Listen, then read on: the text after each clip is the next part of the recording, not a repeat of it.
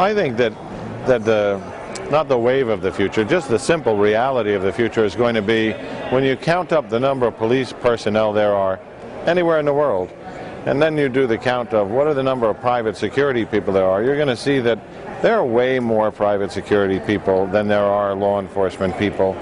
And in the post 9/11 era, when it's about if you see something, say something, it's about eyes and ears, it's about more than just who's coming through the front door and am I checking, but about who's watching the front door from across the street. And are we clocking that person? And are we saying, is that person have a reason to be there? What kind of observations? Are they taking pictures? When you see the pre-operational phase for a terrorist attack, that's the kind of thing that a police officer on his or her busy patrol might pick up. But it's certainly the kind of thing that a security person in a fixed position or that person who's watching a dozen cameras has a much better chance of picking up. And that is why, on the level of being first-line intelligence for law enforcement, first-line observation team for law enforcement, if you will, and having the technology that, even if they figure it out after the fact, being able to go backwards through digital pictures, access computer records, cellular telephone companies and their ability to bring up not just who called whom and when, but what cell phone tower were they hitting and where were they really when they claimed to be somewhere else.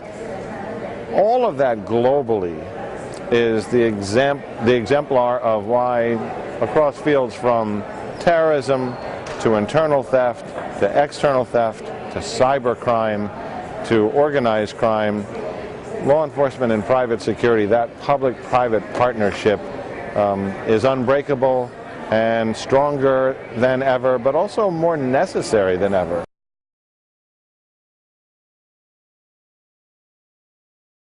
And I went from being a journalist covering law enforcement and security to being the Deputy Commissioner of the NYPD, but then later the Deputy Chief of the LAPD for Counterterrorism and Intelligence.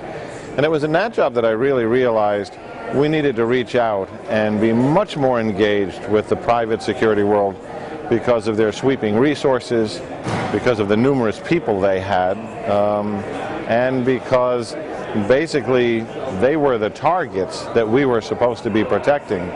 We couldn't protect those targets without private security and that partnership. In the FBI, it went beyond the physical threat. It went into the cyber arena, the arena of foreign counterintelligence, a threat of stealing our most valuable secrets, whether they were military, but also business, research and development. And then later, in the Director of National Intelligence, when you really looked at the threats to infrastructure, the idea of a cyber war between countries, or the idea of the surrogate war between cyber criminals and corporate targets, you really got a global sense that this is a much more sophisticated game of cops and robbers than I ever anticipated 30 years ago covering murders and robberies in the streets of New York. I think the developments are happening faster than government is able to react to them. I think government is an institution that can respond to an instant crisis instantly, but to looming crises that are moving slowly, like a glacier, but every time you look out it's closer and closer, it's bigger and bigger. That's where corporate America, in fact the corporate global structure, is much more flexible, much more adept, much more adaptive, and government benefits from that.